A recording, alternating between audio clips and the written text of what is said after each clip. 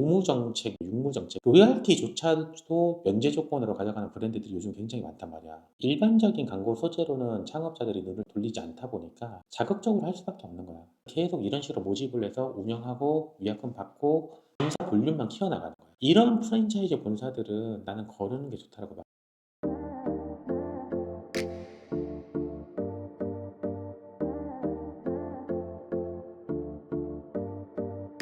당연히 가맹점 모집을 하려고 하는 거야.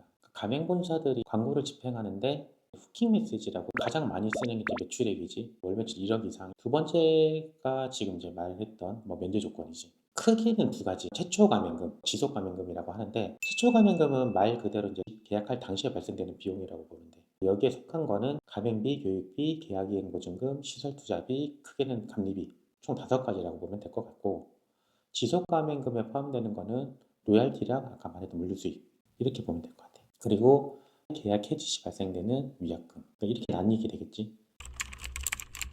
용어 설명을 해주자면, 최초 가맹금에서 가맹비 같은 경우는 가맹본사가 가지고 있는 이름 있잖아. 브랜드명. 계약 기간 동안에 이걸 가지고 장사하세요 라고 주는 거야. 장사하는 동안에 내가 너를 관리감독도 해줄 거고 뭐 지원도 해줄 거야. 내가 이렇게 해줄 거니까 너는 나한테 비용을 지불해. 이게 가맹비야. 교육비는 내가 이제 브랜드를 하는데 내가 장사를 하려고 하는데 가맹점 입장에서는 아무것도 모르잖아. 그래서 하나씩 알려주는 교육. 계약이행보증금은 본사랑 가맹점 사이에 돈은 계속 주고받아. 근데 보통 일반적으로 가맹점에서 본사로 이제 입금하는 형태가 되겠지. 매출이 잘 나고 입금 처리가 원활하면 문제가 안 되는데, 매출이 안 나와서 어쩔 수 없이 이제 미수금이 깔리게 되면은, 한 개 매장이면 다행인데 본사 입장에서는 계속 미수금이 깔리면 위험하잖아. 그래서 가맹 계약 기간 동안에 발생될 수 있는 모든 비용에 관련된 미수금을 담보하기 위해서 이제 계약이행 보증금이라는 걸 두는 거야. 이거는 직접적으로 이제 가맹점에서 비용을 받는 경우도 있고, 아니면 보증보험 통해 가지고 진행하는 경우들도 있고. 네 번째는 시설 투자 비용과 관련된 부분인데, 인테리어다, 간판이다, 주방 설비다, 짓기다 당연히 해야 되잖아. 근데 이거는 이제 면제라고 표현하기보다는 보통은 이제 직접 시공, 뭐 자율 시공 가능 이렇게 풀어줘.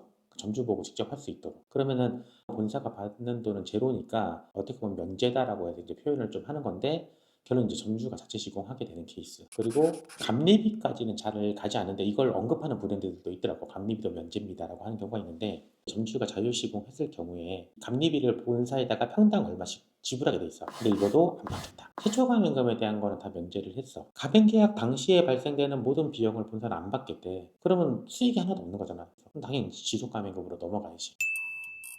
매장 하나를 오픈했어. 그러면은 로얄티라는 걸 받게 되는데, 이거는 정액제와 정률제가 있어. 보통 월에 고정비로 10만 원이다, 15만 원이다, 20만 원이다 이렇게 책정하든, 카드 매출액의 1.5%, 2% 이렇게 정률제로 돌려서 한단 말이야. 금액이 정해져 있냐? 아니면 매출액에 따라 틀리냐에 따라서 정액제와 정률제로 나뉘게 돼. 뭐 오무정책, 육무정책 했잖아. 로열티조차도 면제 조건으로 가져가는 브랜드들이 요즘 굉장히 많단 말이야. 그러면은 봐봐. 본사는 최초 가맹금에서도 돈을 하나도 못 벌었어. 상파사 작사하지 않는 이상에는 본사도 돈을 가져가야 되잖아. 그럼 지속 가맹금에 딱 두 개가 있었는데 로열티도 안 받겠대. 그럼 어디서 가져간 거야? 결론은 물리수익밖에 없는 거지. 창업자 입장에서는 확인할 수 있는 방법이, 아까 얘기했던 최초 가맹금이랑 로열티 부분은 정보공개서라는 서류를 보게 되면은 다 100% 노출되어 있어. 이건 이제 알 수 있는 비용. 알 수 있는 비용을 면제해 주겠다 이거인 거고, 본사의 물류 수익에 관련된 부분은 솔직히 알 수가 없잖아, 창업자 입장에서. 실질적으로 차액가맹금이라고 확인할 수 있는 방법도 있긴 하지만 정확하지 않다는 거예요. 품목별로 딱딱딱 나열되어 있진 않기 때문에 얼마의 품목별로 수익을 보고 있구나를 창업자는 알 수가 없어. 본사가 노리는 건 그거야. 후킹 메시지를 통해서 다 면제 조건으로 오픈을 하되, 한 개 가맹점이 오픈했을 때 얼마의 매출이 나오면은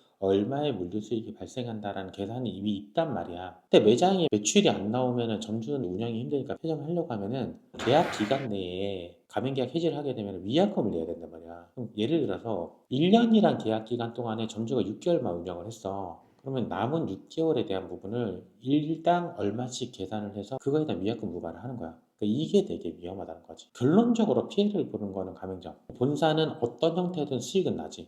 표면적으로는 전체적인 면제 조건을 제시했으니까 본사는 수익이 없을 것 같지만, 결론은 매장이 운영되는 동안의 물류 수익, 그리고 실시로 계약 기간 내 해지를 하게 됨으로 인해서 발생되는 위약금, 이걸 본사는 수익으로 받아들인 거지. 아니, 가맹 사업을 하면 브랜드 이미지나 이런 게 되게 중요한데 매장을 유지하는 게 되게 중요하지 않냐, 이렇게 얘기할 수 있잖아. 당연하지. 가맹 사업을 장기적으로 본다면은 신규 계정이 계속 발생돼야 되고 명의 변경이 일어나서 계약 종료나 계약 해지가 없이 계속 성장하는 브랜드가 가장 이상적이긴 한데, 아까 얘기했던 대로 이미 물류 수익에만 포커스가 맞춰져 있는 브랜드 같은 경우는 하나의 브랜드를 운영하지는 않는단 말이야. 정말 나쁜 본사들은 다브랜드 전략이라고 해서 물류 수익에만 초점을 맞춰가지고 세팅을 다 해도 결론은 수익 구조가 물류로 세팅이 되어 있기 때문에, 그리고 물류로 호환해서 쓸 수 있게 만들어 두다 보니까 A 브랜드, B 브랜드, C 브랜드들을 계속 이런 식으로 모집을 해서 운영하고 위약금 받고 계속 본사 볼륨만 키워나가는 거야. 내가 항상 강조하는 필수 인력이라는 부분이 있어. 본사 인력이 기본적으로 하나의 브랜드를 운영하기 위해서는 운영 인력이나 개점 인력이나 마케팅이나 교육 인력들이 있는데, 이 인원 없이 뭐 본사 대표 1명 아니면 2명, 3명 이렇게 적은 인원으로 실제 본사에서 근무하는 인력보다 더 많은 브랜드 수, 뭐 7개, 8개, 10개씩 이런 프랜차이즈 본사들은 나는 거르는 게 좋다고 봐. 그리고 현명하게 창업을 하려면은 가맹 계약을 작성할 때 위약금에 대한 내용 있잖아. 위약금을 지불하지 않는 피해가는 방법이 있어. 그러니까 그 부분은 내가 다음에 구체적으로 설명해 줄 수 있도록 할게.